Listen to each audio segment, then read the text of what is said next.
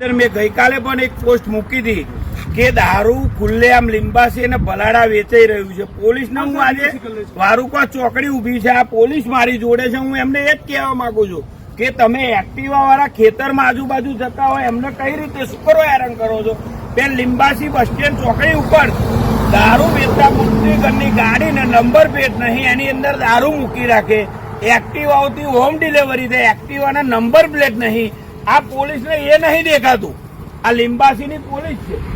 એટલે આમને અત્યારે પૈસા ઉઘરાવવામાં રસ છે. એટલે રાજ્યના ગૃહમંત્રી હર્ષભાઈ સાંઘવીને પણ હું કહેવા માંગુ છું અને ખેડા જિલ્લાના એસપી, તમારા જે આ પોલીસ કોન્સ્ટેબલ મૂકેલા છે એમને કહો કે તમારે કેટલા હપ્તા ઉઘરાવવાના હોય છે મહિને, એમને તમે પૂછો. આ લીંબાસીની માતર વિધાનસભાના આવતા ગામડાઓમાં રોજ કોઈને કોઈ રીતે હેરાન કરે છે, તો તાત્કાલિક એમના ઉપર પગલા લેવામાં આવે. આજ રોજ હું ગઈકાલથી પણ ફેસબુક લાઈવના માધ્યમથી બોલ્યો છું. લીંબાસીની અંદર ખુલ્લેઆમ દારૂ વેચાઈ રહ્યો છે. પોસ્ટ પણ મેં મૂકી હતી. આજે પણ એ ફેસબુક લાઈવ થયો, મીડિયાની અંદર આવ્યું, તો પણ આ બુટલેગરને કોઈ જાતની બીક નથી અને ખુલ્લેઆમ હજુ પણ આ સ્થળ ઉપર દારૂનું વેચાણ ચાલુ છે. એટલે આજે હું અત્યારે ફેસબુક લાઈવ થયો છું. આપ જોઈ શકો છો કે આટલી દારૂની બોટલો છે, આટલી બિયર છે, બિયર ઠંડી કરીને આપે છે.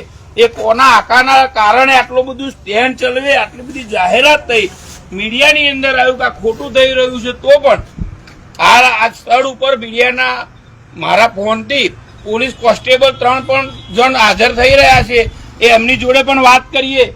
આવો, શું નામ છે તમારું? મહેશભાઈ. કઈથી? Limbasi police station. તમારું નામ બોલો.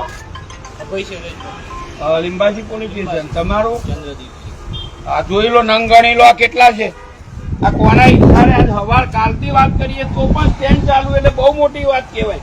પોલીસના શરમજનક કહેવાય કે તમે ગાડીઓ લઈને ફરો છો ને આ દારૂ ખુલ્લેઆમ વેચાઈ રહ્યો છે અહીંયા આગળ લીંબાસી.